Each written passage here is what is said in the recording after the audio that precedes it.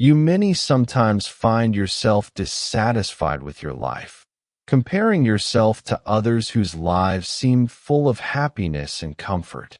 But could this view be wrong? Here is a story about a young man who had the same idea. There was a young man who constantly complained about his life. He frustrated and like a failure whenever he looked at the people around him, believing that others were living perfect lives filled with happiness and ease. One day, while he was sitting in a public park with sadness all over his face, a wise man saw him, approached him, and asked, "What's wrong, my son? Why all this despair?" The young man replied, "I am tired of my life, sir. I feel inferior to everyone else. One person has money, another has fame, but I have nothing that makes me happy." Wise man sympathized with him and decided to help him in a different way. He said, "I have the ability to make you rich, but before that, I want you to go and speak with 3 people you believe are the happiest in this city." The young man first went to a wealthy merchant who owned mansions and cars. He said to him, "You must be the happiest man in the world. You have everything anyone could wish for." But the merchant replied bitterly, "You are mistaken, my son.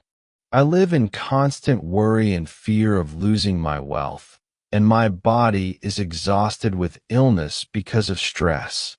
I wish I were young like you, with health and time." Then the young man went to a famous person loved by many people. The celebrity told him, "I am not as happy as you think. I am imprisoned by my fame. I cannot go out freely or live with privacy. I wish I were an ordinary person whom no one knows, so I could walk in the streets peacefully."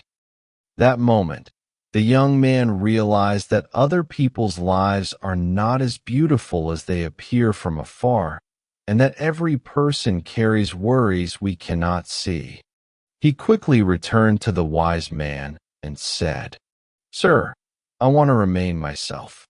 Today I learned to focus on my own life and work on improving it instead of wishing for what others have." The wise man smiled and said, "You have made the right decision, for comparison brings despair, and we must learn contentment and acceptance of what God has destined for us, and focus on improving ourselves." And that's the power of one wise conversation. If this story touched your heart, don't forget to like and subscribe, because every week we bring you stories that change the way you see life. Now I want to hear from you.